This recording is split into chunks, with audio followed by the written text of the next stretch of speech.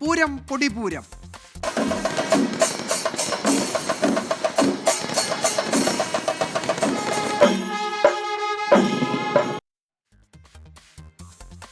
പൂരവിളംബരം കഴിഞ്ഞതോടെ പുരാവേശത്തിൽ അലിയുകയാണ് തൃശ്ശൂർ നഗരം. ആയിരക്കണക്കിന് ആളുകളാണ് തൃശ്ശൂരിലേക്ക് പൂരനഗരിയിലേക്ക് ഒഴുകിയെത്തുന്നത്. ആനകളുടെ ആരോഗ്യ പരിശോധന ഇപ്പോൾ സ്വരാജ് റൗണ്ടിൽ പുരോഗമിക്കുകയാണ്. അവിടെ നിന്നുള്ള ദൃശ്യങ്ങളും വിശേഷങ്ങളും ഒക്കെയായി വിപിൻ സി വിജയനാണ് ചേരുന്നത്. വിപിൻ, അവിടെ ആനകളുടെ ഫിറ്റ്നസ് പരിശോധന ഇന്നലെയും നടത്തിയതാണ്. അതിനുശേഷം ഇപ്പോൾ ആനകളുടെ ആരോഗ്യമൊക്കെ പരിശോധിച്ച് നാളത്തെ ഈ എഴുന്നള്ളത്ത് കുടമാറ്റമൊക്കെ സമയത്ത് അപ്പുറത്തും ഇപ്പുറത്തുമായി 15 ആനകൾ ഇങ്ങനെ നിരന്നു നിൽക്കുന്ന കാഴ്ച കാണാൻ ഏതാണ്ട് 24 മണിക്കൂർ. നാളെ ഈ സമയമാകുമ്പോഴേക്കും ആ വർണ്ണവിസ്മയത്തിൻ്റെ കാഴ്ചകളായിരിക്കും നമ്മളിലേക്ക് എത്തുക. സ്വരാജ് റൗണ്ടിലെ കാഴ്ചകൾ എല്ലാവരും ഇങ്ങനെ നിരന്നു നിൽക്കുന്നുണ്ടല്ലോ.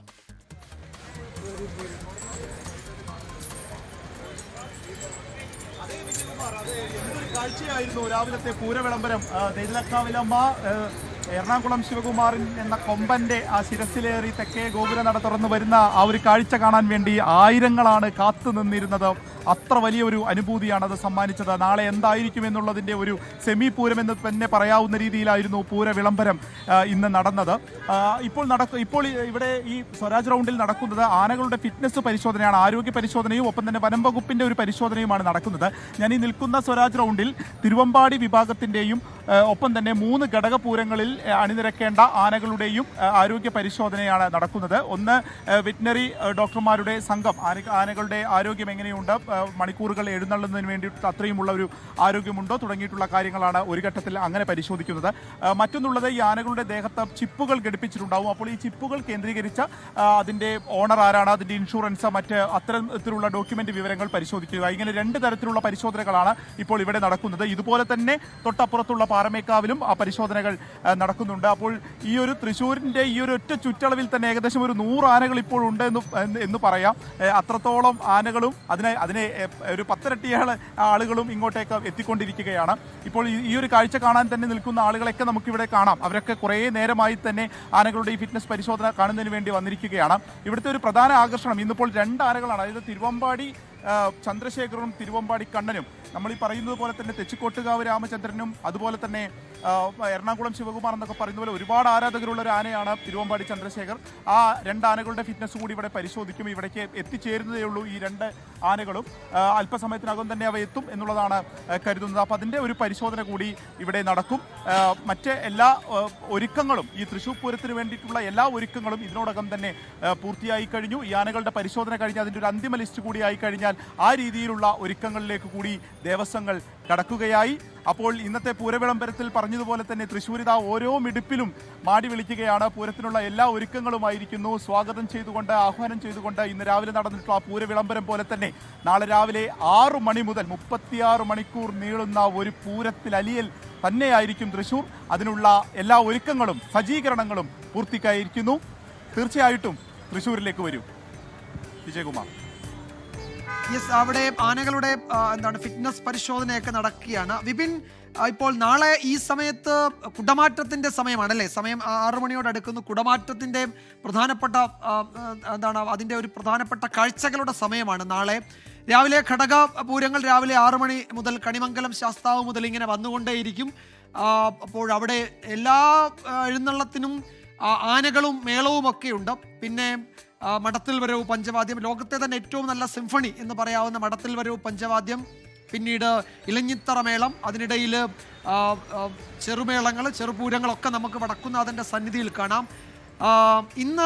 ഇനിയിപ്പോൾ ഈ ആനകളുടെ ഫിറ്റ്നസ് പരിശോധന അതല്ലാതെ മറ്റെന്തൊക്കെ ആചാരപരമായ ചടങ്ങുകളാണെന്ന് തോന്നുന്നു അല്ലേ ഇനി കൂടുതൽ നടക്കാനുള്ളത് വിപിൻ?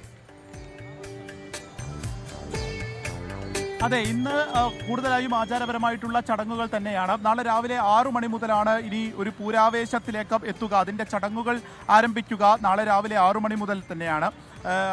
ആദ്യം കണിമംഗലം ശാസ്താവ് വരുന്നു.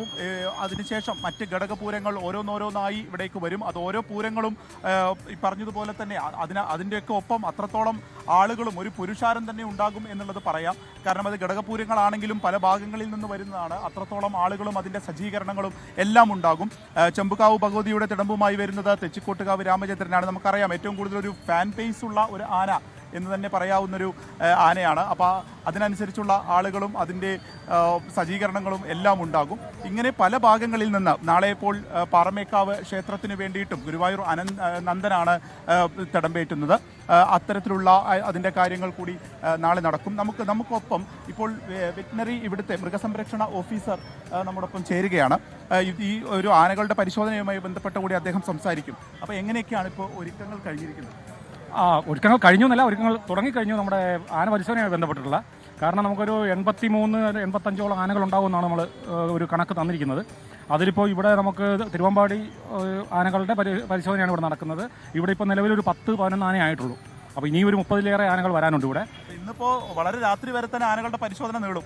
കഴിഞ്ഞ പ്രാവശ്യം രാത്രി 1 മണിയോളം ഒക്കെ എത്തിയിരുന്നു. ഇപ്രാവശ്യം ഒരു 12 മണിക്ക് മുമ്പായിട്ട് ആനകൾ വരുമെന്നും ആണ് പറയുന്നത്. പക്ഷേ കഴിഞ്ഞ പ്രാവശ്യം അടുത്ത ദിവസം, അതായത് നാളെ രാവിലെ 5 മണി മുതലൊക്കെ പരിശോധന ഉണ്ടായിരുന്നു. ഇപ്രാവശ്യം അത് പ്രതീക്ഷിക്കുന്നത്. പരിശോധിച്ചിടത്തോളം ആനകളെല്ലാം തന്നെ ഓക്കെയാണോ? തിരുവമ്പാടിയിലും പാറമേക്കാലും ഇപ്പോൾ പരിശോധിച്ചിട്ടുള്ള എല്ലാ ആനകളും ഫിറ്റ്നസ് ടെസ്റ്റ് പാസ്സായിട്ടുണ്ട്. അപ്പോൾ ഇതിന് പ്രത്യേകിച്ച് എനിക്ക് തോന്നുന്നു തൃശ്ശൂർ പൂരം പോലുള്ള ഒരു മഹാ ഉത്സവത്തിന് കൊണ്ടുവരുന്ന ആനകൾ ഒരു കാരണവശാലും തള്ളിപ്പോകരുതെന്നുള്ളൊരു നിർബന്ധം ഈ ആന ഉടമകൾക്കും ഉണ്ടെന്നുള്ളതാണ് സത്യം. കാരണം അതൊരു തൃശ്ശൂർ പൂരത്തിൽ നിന്നും പുറത്താകുക എന്നുള്ളത്. അതുകൊണ്ട് ഏറ്റവും പെർഫെക്റ്റ് ആയിട്ടുള്ള ആനകളെയാണ് പരമാവധി എത്തുന്നത്. എന്നാൽ പോലും നമ്മൾ കർശനമായ രീതിയിലുള്ള പരിശോധനകൾ അത് നമ്മളിപ്പോൾ ചെയ്തുകൊണ്ടിരിക്കുന്നു. ഇതുവരെയും ഒരു ആനയും നമ്മൾ മാറ്റി നിർത്തേണ്ടി വന്നിട്ടില്ല. അപ്പോൾ ഓരോ ആനകളെയും പരിശോധിക്കുമെന്നുള്ളതാണ്, അത് കർശനമായി തന്നെ പരിശോധിക്കുമെന്നുള്ളത് കൂടിയാണ് അദ്ദേഹം പറഞ്ഞു വയ്ക്കുന്നത്. അപ്പോൾ ഈ രീതിയിലുള്ള ഒരു പരിശോധനകൾ ഇന്ന് ഇവിടെ നടക്കുന്നു. നാളെ രാവിലെ മുതൽ തന്നെ പൂരത്തിലേക്ക് കടക്കുന്നു. ആ പൂരത്തിൽ തന്നെ നമുക്കറിയാം മഠത്തിൽ വരവ് തിരുവമ്പാടി ക്ഷേത്രത്തിൽ നിന്ന് തുടങ്ങിക്കഴിഞ്ഞാൽ മഠത്തിൽ വരവുണ്ട്. അത് കഴിയുമ്പോഴേക്കും ഇലഞ്ഞിത്തറ മേളം വരുന്നു. അത് കഴിയുമ്പോഴേക്കും കുടമാറ്റം, വെടിക്കെട്ട്, ഇങ്ങനെ നമുക്ക് ഏതാണോ ആസ്വദിക്കാൻ താല്പര്യം അതിലേക്ക് കൂടുതൽ നമുക്ക് ശ്രദ്ധിച്ചു നിൽക്കാം. അതിൻ്റെ ഏറ്റവും പാരമ്യത്തിൽ തന്നെ അത് ആസ്വദിക്കാൻ കഴിയുന്നു ഒറ്റ ദിവസം കൊണ്ട്, അല്ലെങ്കിൽ 36 മണിക്കൂർ കൊണ്ട് എന്നുള്ളത് തന്നെയാണ് തൃശ്ശൂർ പൂരത്തിൻ്റെ ഒരു പ്രത്യേകത. അതിന് ഏതൊക്കെ നാട്ടിൽ നിന്നാണ് ആളുകൾ എത്തിച്ചേർന്നിരിക്കുന്നത് എന്ന് പോലും ഊഹിക്കാൻ പറ്റുന്നില്ല. കാരണം പല ഭാഗങ്ങളിൽ നിന്നാണ് പറഞ്ഞിരിക്കുന്നത്. കോട്ടയം മുതൽ അല്ലെങ്കിൽ നമ്മുടെ ജില്ല വിട്ട്, സംസ്ഥാനം വിട്ട് ഒക്കെ ആളുകൾ വന്നുകൊണ്ടിരിക്കുകയാണ്. ഒരുപാട് വിദേശികൾ തൃശ്ശൂർ പൂരത്തിൽ കാണുന്നതിന് വേണ്ടി എത്തിയിട്ടുണ്ട്. രാവിലെ ഒരു ചെറിയൊരു മഴക്കോളൊക്കെ ഉണ്ടായിരുന്നു വിജയകുമാർ. പക്ഷേ അതിനുശേഷം പിന്നീട് വെയിൽ തന്നെയായിരുന്നു. അങ്ങനെ കാലാവസ്ഥ പോലും അനുകൂലമായി നിൽക്കുന്നു ഈ ഘട്ടത്തിൽ എന്നാണ് പറയാൻ സാധിക്കുന്നത്. അപ്പോൾ എല്ലാം സജ്ജമാക്കി തൃശ്ശൂർ ഒരുങ്ങിക്കഴിഞ്ഞിരിക്കുന്നു നാളത്തെ ആ ഒരു പൂരത്തിൽ അലിയാൻ. വിജയകുമാർ. യെസ്, അതാണ് സ്വരാജ് റൗണ്ടിൽ ആനകളുടെ പരിശോധന തുടരുകയാണ്. ഒരുപക്ഷെ രാത്രി വൈകും അത് തീരാൻ. വിപിൻ സി വിജയനാണ് വിവരങ്ങൾ നൽകിയത്. വിപിൻ പറഞ്ഞതുപോലെ ബ്രഹ്മസ്വം മഠത്തിൽ വരവ് പഞ്ചവാദ്യം, ശ്രീമൂലസ്ഥാനത്ത് ഇലഞ്ഞിച്ചോട്ടിൽ ഇലഞ്ഞിത്തറമേളം, തെച്ചിക്കോട്ടുകാവ് രാമചന്ദ്രൻ. അങ്ങനെ ഇത്തവണ പൂരത്തിന് നമുക്ക് ആളുകളെ അവിടേക്ക് എത്തിക്കാൻ എന്തൊക്കെ ഘടകങ്ങളാണ്. എല്ലാ ദേവസ്വങ്ങളും ഇപ്പോൾ തിരുവമ്പാടിയും പാറമേക്കാവും തന്നെയല്ല, മറ്റ് ഘടകപൂരങ്ങൾക്കൊക്കെ ഓരോ പ്രത്യേകതയുണ്ട്. ആ പ്രത്യേകതകൾക്കനുസരിച്ച് എന്താണോ ആസ്വദിക്കേണ്ടത്, പൂരപ്രേമിക്ക് എന്താണോ ആസ്വദിക്കേണ്ടത്, അതൊക്കെ പൂരപ്പറമ്പിലുണ്ടാവും. ഇപ്പോൾ നാളെ രാവിലെ കണിമംഗലം ശാസ്താവ് മുതൽ അങ്ങോട്ട് തുടങ്ങുകയാണ്. പിന്നെ രാത്രി പുലർച്ചെയുള്ള വെടിക്കെട്ട് വരെ തുടർച്ചയായ പൂരത്തിൻ്റെ വിവിധ ഘടകങ്ങൾ, മേളം, താളം, വർണ്ണം, വിസ്മയം, അങ്ങനെ എന്തും പൂരപ്പറമ്പിൽ നമുക്ക് നാളെ കാണാം. അപ്പോൾ വിപിൻ സി വിജയൻ സ്വരാജ് റൗണ്ടിൽ നിന്നാണ് വിവരങ്ങൾ നൽകിയത്.